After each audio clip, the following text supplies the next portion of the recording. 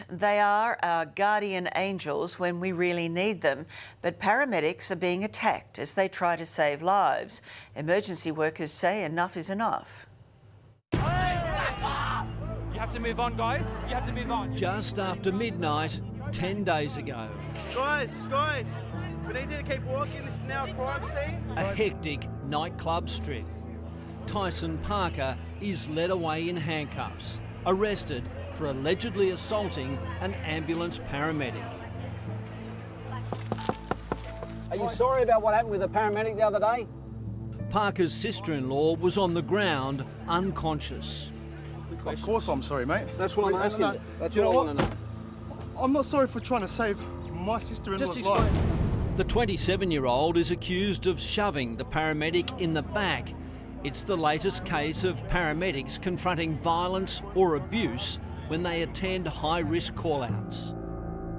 We've now had 141 paramedics this year assaulted in the line of duty. Go ahead.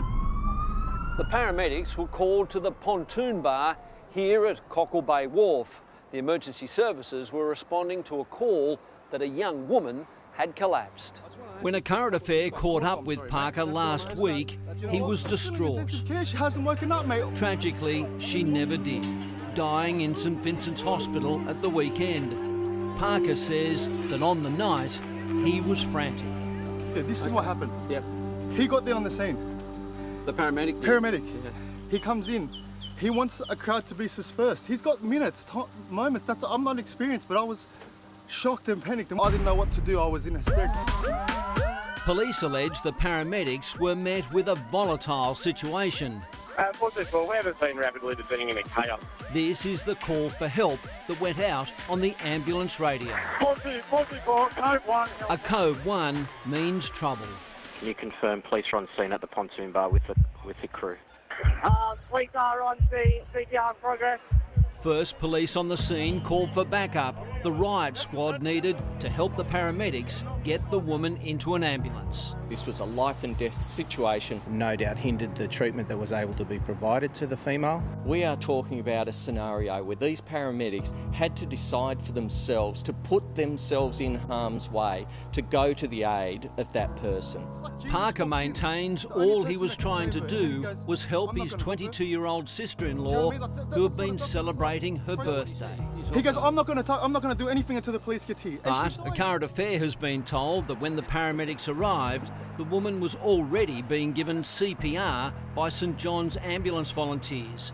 And when the ambulance officers went to take over, one of them was allegedly shoved. They then sought the protection of security guards. I didn't do nothing. All I just said, mate, go. She's there. You have to help her. And then the security guards wrapped their arms around me. I could barely touch him. I didn't do nothing. No, they had me secured, saying, calm down, mate, just calm down. And I'm just there going, help her, screaming, where that's all I could do. Parker denies assaulting the paramedic, claiming he may have slipped. When I seen him there with all the tools and not doing nothing, I didn't know what to do, but to say, mate, here's the direction. You know what I mean? Like, get there. This guy goes, I'm going to wait outside until the police comes. It's like Jesus walks in, the only person that can save her. And then he goes, I'm not going to help her. Do you know what I mean? Like that's what it's like. Parker was charged with common assault and obstructing or hindering an ambulance officer by an act of violence. People don't care. I just look like a criminal because I'm walking out with handcuffs. He's also accused of possessing and supplying cocaine. You got charged with having some drugs in your pocket, didn't you? Mate, I'm not going to answer those questions, mate, but all I'm saying is that the paramedic that was on the scene, the person that had all the tools and all the knowledge to help her was doing nothing. Paramedics attending dangerous and volatile situations are entitled to refuse to treat patients until police arrive and ensure their own safety is not at risk. I despair for the amount of violence that is being perpetrated on our staff. Dominic Morgan is the Commissioner of the New South Wales Ambulance Service. This year, 3 paramedics have been assaulted every week. It's a very simple mathematical equation. If the paramedics are delayed in any way from rendering care to a person, of course it's logical that they may have a worse outcome. Why aren't you taking him to the hospital? And alarmingly, violence directed at these guardian angels seems to be on the increase. Help him! Ad campaigns in Queensland and Victoria dramatically highlighting the issue. This guy's deserve a medal, not a black eye. And I guess that means you're coming to work pretty much every day with confronting this issue. Yeah, absolutely. It is one of the biggest things that comes across my desk these days is the assaults that are occurring on paramedics. Commissioner Morgan is sick of hearing about his officers being attacked as they try to save lives. Imagine any other workplace where it would be okay for 3 of your colleagues to be assaulted. It just would not be tolerated. 974, we've got the... Earlier this year, new guidelines were drawn up to protect paramedics. What is often lost in the court process is the sheer violence. We have some people that have been assaulted multiple times.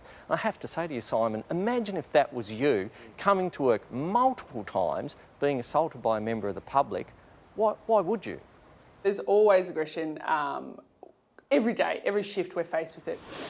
Libby Mills has been a paramedic for 8 years. I've been pushed and shoved physically by males, by females, trapped in the back of the ambulance. I don't know whether it's drug and alcohol fuelled, mental health fuelled, emotionally. We don't know the answer. When she signed up, Libby never thought she might become a target of violence or abuse.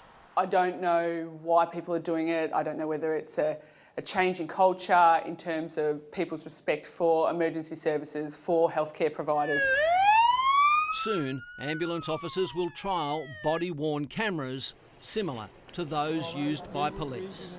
There's certainly a deterrent effect of people knowing that they were likely to be filmed. As a paramedic, I help in life-threatening situations. We do not expect any paramedic to put their life at risk if they are actually going to confront a potentially violent situation. And this is how you treat me.